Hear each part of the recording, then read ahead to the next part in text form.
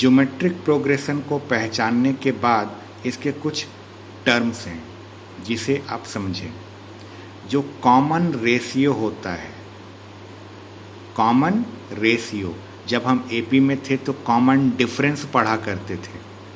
Common difference इसलिए पढ़ते थे क्योंकि वहाँ पर हम सब्ट्रैक्ट करते थे। यहाँ कॉमन रेशियो इसलिए पढ़ा जाता है क्योंकि यहाँ पर हमेशा जीपी में डिवाइड किया जाता है।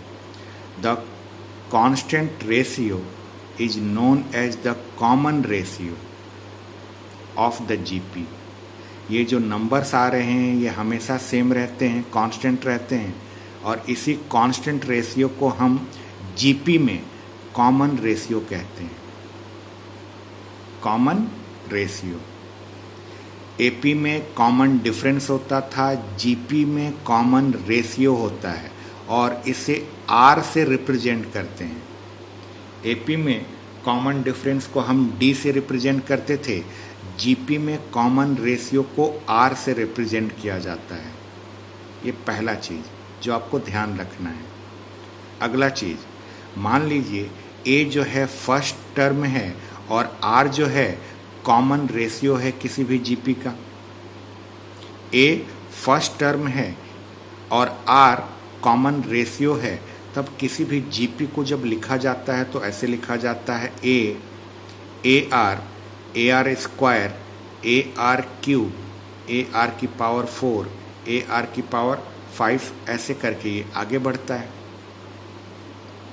एपी में अगर रहते तो हम लिखते एपी में ए प्लस डी, ए प्लस 2d, ए प्लस 3d, ए प्लस 4d, ए प्लस 5d, ऐसे एपी में लिखा जाता है। जीपी में आगे बढ़ते समय मल्टीप्लाई होता है।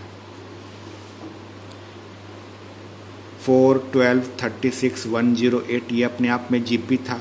सोचिए 4 से अगला टर्म जो था वो 12 था, कैसे लाया गया? 4 में कॉमन रेशियो आपका यही है, इस 4 में इस कॉमन रेशियो से मल्टीप्लाई कर दीजिए, ये आ जाएगा। इसमें आप फिर से कॉमन रेशियो से मल्टीप्लाई कीजिए तो आपका नेक्स्ट टर्म आएगा। इसमें कॉमन रेशियो से मल्टीप्लाई करिए तो नेक्स्ट टर्म आएगा।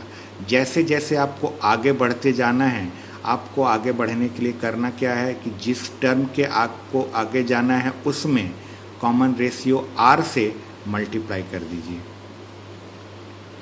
लिखते समय ये ऐसे लिखाता है, first term A, second term A R. First term ध्यान रखिएगा ए होता है, सेकेंड टर्म को ए आर लिखते हैं।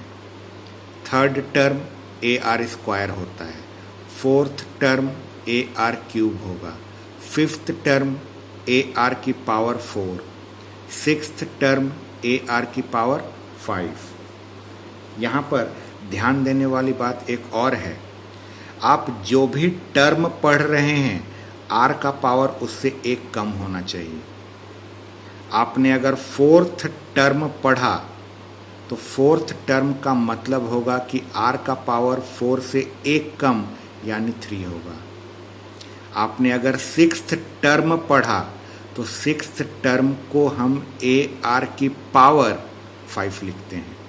ये पावर जो है सिर्फ आर पर है, ए पर नहीं है, इस बात का भी ध्यान रखिएगा। ये जितने भी पावर्स हैं वो सारे के सारे पावर आर के हैं, ए पर ये पावर नहीं है। ये जीपी के बारे में दूसरा चीज़ है जिसे आपको ध्यान में रखना है।